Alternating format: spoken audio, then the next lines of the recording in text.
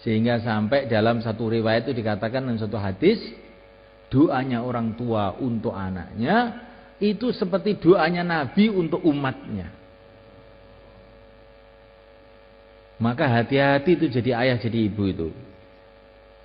Doa-doa kamu itu sangat bernilai.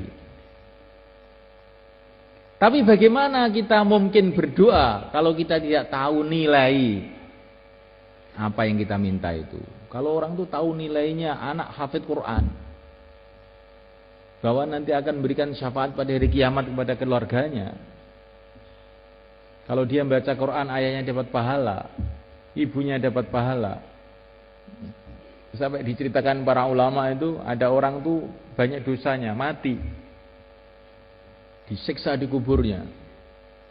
Anaknya waktu itu masih kecil, anaknya agak besar, terus pergi ke masjid mulai belajar Bismillahirrahmanirrahim.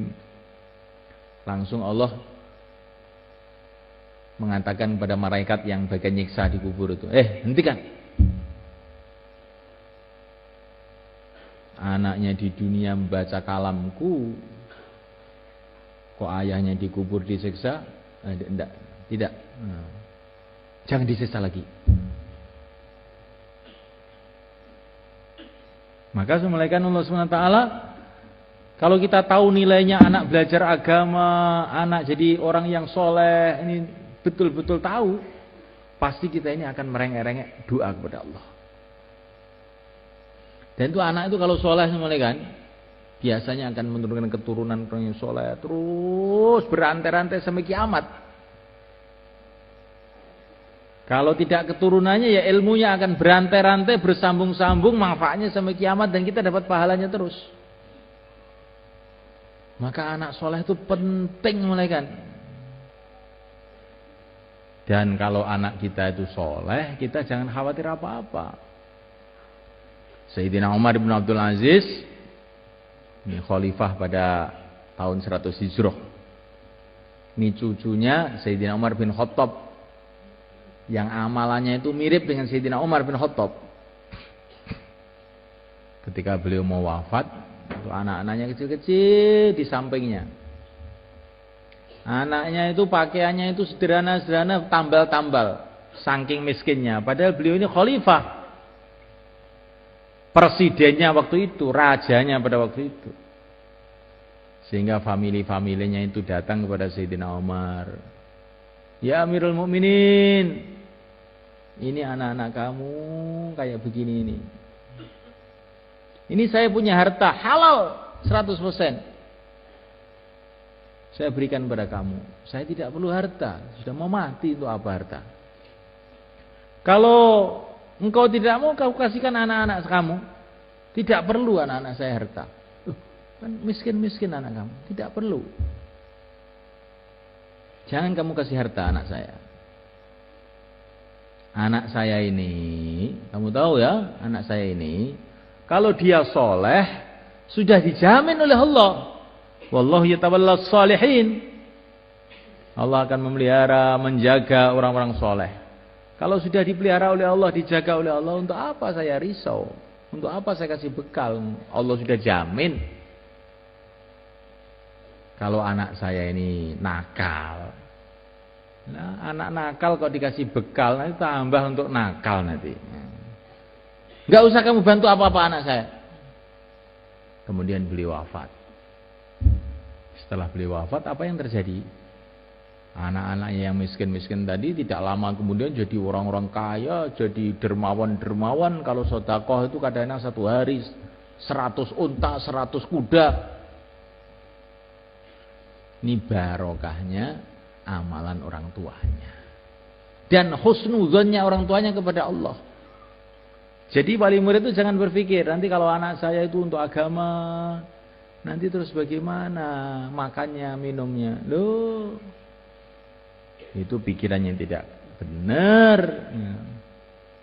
Ini yang dia dikasih cerita. Ada satu orang datang ke Pakistan, ke Rewin, ketemu Syekh Abdul Wahab. Maka orang tadi mengatakan, Syekh, anak saya ini 5, yang 4 itu sudah punya pekerjaan semua, sudah mandiri semua. Tapi yang satu ini hanya ngaji saja, Syekh. Doakan ya supaya ini yang ngaji ini ya dapat pekerjaan, dapat penghidupan yang baik. Maka Syekh Abdul Wahab itu marah, melotot. Bodoh kamu. Orang yang sudah amal agama dekat kepada Allah malah kamu risaukan. Anak kamu yang ngurus dunia saja malah katanya sudah kamu rasakan aman.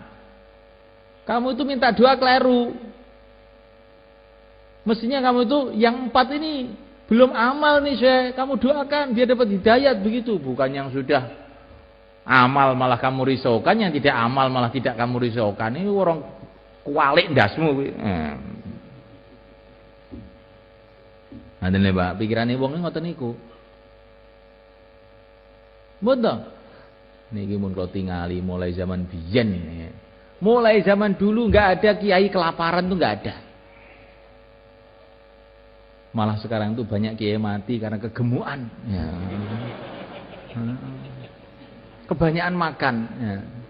Bukan kelaparan. Kemarin saya baru akad walimah di Safi'iyah itu, ada anak-anak yang saya kirim ke Bunta itu. Maka wali muridnya saya kasih tahu itu, ini loh anak kamu itu. Ngaji aja di sana, sekarang di sana dipanggil kiai. Coba kamu taruh di Ngawi itu, rumahnya Ngawi itu. Nanti kan enggak jadi apa-apa itu. Di sana jadi punya pesantren, dipanggil ustadz, dipanggil kiai, orang menghormati dia gara-gara agama. Gak usah kamu pikirkan makanannya. Sampai sekarang itu juga masih makan terus anak kamu. Gemuk lagi ini sekarang.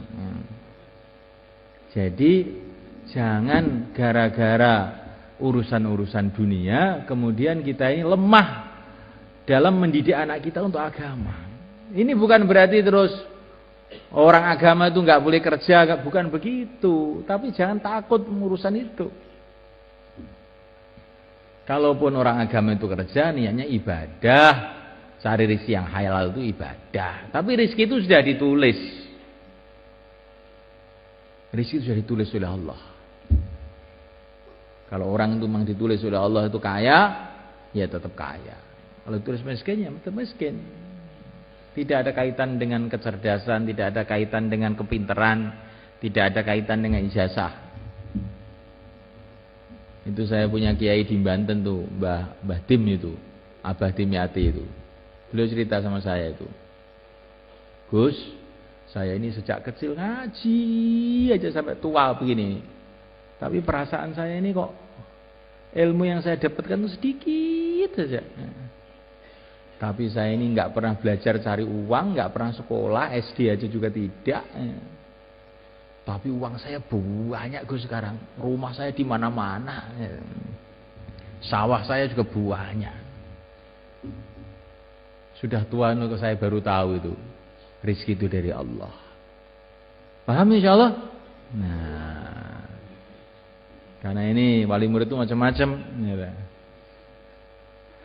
Walaupun macam-macam bagaimana, tanamkan yakin.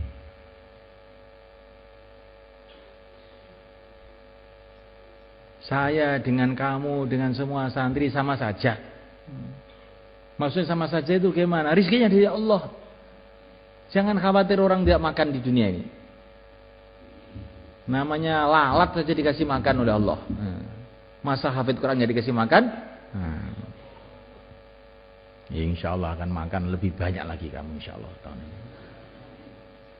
Kenapa di pondok itu makannya cuma 2 kali? Supaya kamu latihan mujahadah, bukan karena pondok nggak punya makanan, bukan. Ya. Kedua kali supaya kamu lebih sehat.